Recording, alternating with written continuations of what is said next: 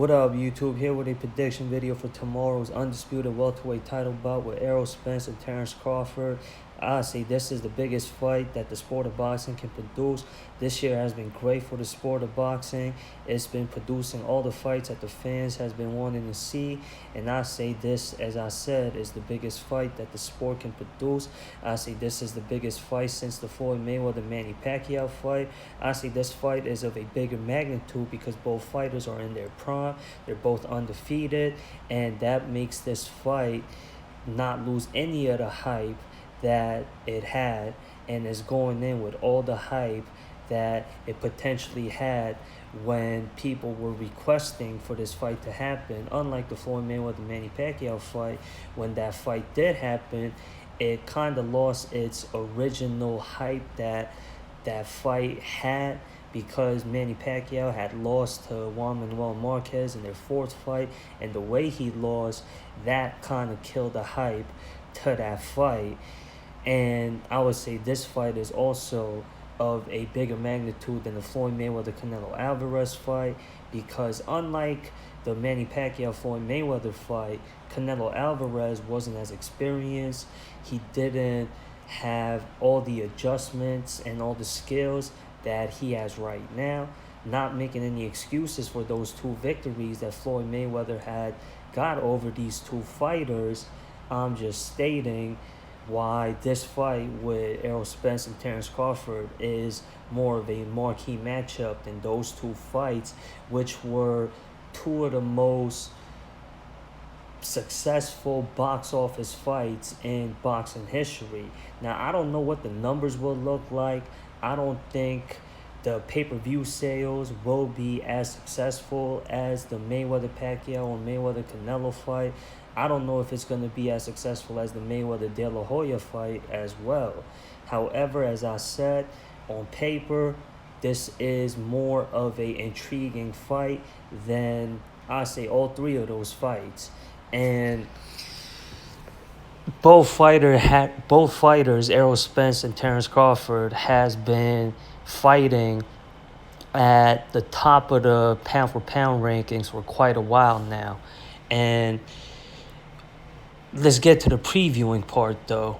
And I don't know if there's a rematch clause in the contract somewhere. I think I heard that when they first initially announced this fight as official. When you have two fighters on the level of Errol Spence and Terence Crawford, then a rematch clause is somewhat expected for a fight of this magnitude to come to fruition. Anyways, let's get to the preview part, though. Errol Spence, he's going to want to utilize the jab a lot in this fight, and that's how he finds his pace, and that's how he sets up his offense. He uses the jab as a volume, and he throws the jab very frequently, and he's going to want to utilize that not only to set up his offense and disrupt the rhythm of Terence Crawford and find his own rhythm and set the tone for the fight. And he's going to want to utilize that also because he's got the size advantage. He's got the reach and height advantage, and the jab happens to be a key weapon for taller, more lengthier, rangy fighters. And Terence Crawford is a rhythm-based fighter. He, in the earlier rounds, likes to figure out his opponents and study his opponents. So he likes to set the pace more slower when it comes to the earlier rounds. Errol Spence is going to want to start fast, and he's going to want to throw that jab as much as possible to disrupt Terence Crawford from being able to telegraph Errol Spence's rhythm and his offense and his tactics for the fight. And Terence Crawford, he's built a reputation as being, I would say, arguably the best, the most adaptable fighter in the sport of boxing. He is very rhythmic, and once he gets into his rhythm, once he gets in tune with his opponent, then that's when he becomes dangerous, and that's when he becomes a complete fighter. And Terence Crawford also has built a reputation of being arguably the best switch hitter in the sport of boxing. He has power in both hands. He could fight from both stands, southpaw and orthodox. And Terence Crawford, as well as Errol Spence, he's got a very good jab as well. And that's how he sets up his offense, and that's how he's able to telegraph and read the range and know what range to fight from.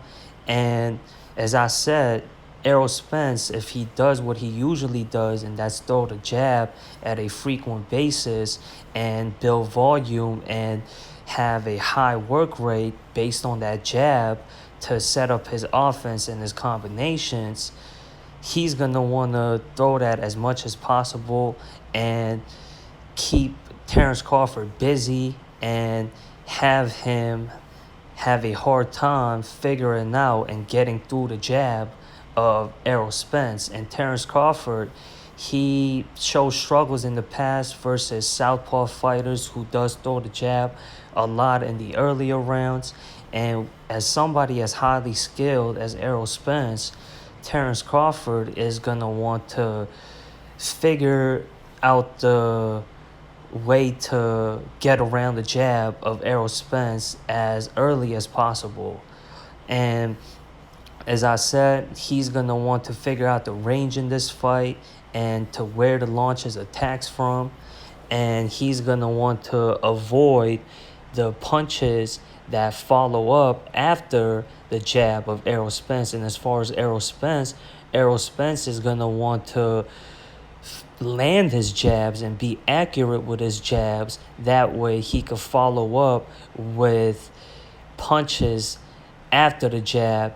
And Errol Spence does do a good job after being accurate and landing that jab accurately versus opponents and following it up with devastating punches. And Errol Spence, he is one of the most accurate punchers in the sport of boxing. You could go look at the fight versus Danny Garcia. You could go look at the fight versus Yordanis Ugas and how accurate Errol Spence is. He's earned the name of being the eye collector because he tends to target the eyes of his opponents. And you could thank the accumulation of jabs that he throws accurately and as often as he does. And he follows it up once he starts peppering his opponents with all those jabs that he throws. He follows it up with successful, accurate, powerful shots behind those jabs. And he's going to want to do that in volume versus Terence Crawford, while Terence Crawford, his key is going to be wanting to figure out how to get around the jab as early as possible, find a range to where he wants the fight to be fought at, and the pace, the dictating of the pace is going to be the key to both fighters in this fight. And Terence Crawford, once he figures out what range to fight from, and once he figures out how to slow down the volume of the jab of Errol Spence and knows how to get around the jab of Errol Spence and finds a comfortable range where he could land his shots from, and that's when Terence Crawford and his versatility and his adaptation and his ability to read his opponents and telegraph the offense and the rhythm and the tactics of his opponents, that's when Terence Crawford can be the surgeon that he is and break down his opponents and show his technical abilities as a top-level skilled fighter in the sport of boxing. And that's when he could break down his opponents with his level changing and his accuracy and his rhythmic offense. And he's going to want to do that once he gets in range. And he's going to want to put his punches together as well as he always does and land combinations at will once he gets past Errol Spence's jab and once he gets in a comfortable range and has the fight being fought at the pace that he wants the fight to be fought at. And as I said, this is the most important fight in the sport of boxing that it can produce right now. And not only will this determine the top welterweight as being the undisputed welterweight champion in the sport of boxing, this will also crown who is the #1 pound-for-pound fighter in the whole sport of boxing. Right now, on my current pound-for-pound rankings, I have Errol Spence at #2 and Terence Crawford at #3. Whoever wins this fight will be #1 on the pound-for-pound rankings. Now, Terence Crawford is already a former undisputed champion.